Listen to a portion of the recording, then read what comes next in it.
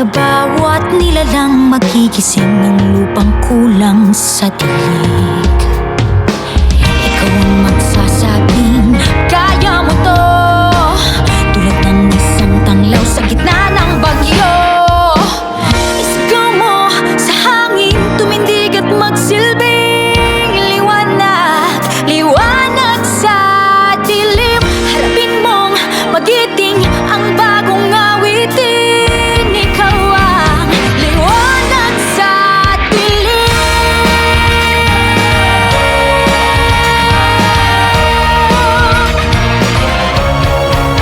At sa paghamon mo sa agos ng ating kasaysayan, uukit ka ng bagong daan. Oh, oh, oh. Ikaw ang naawit ng kaya mo to, isang panalangin sa gitna ng gulo. Ako po si Kel. Ang iyong baso po, iniinom po sa, tapos may laman po yung baso, tapos wala ng laman, ililinis po, tapos gagamitin pa bukas.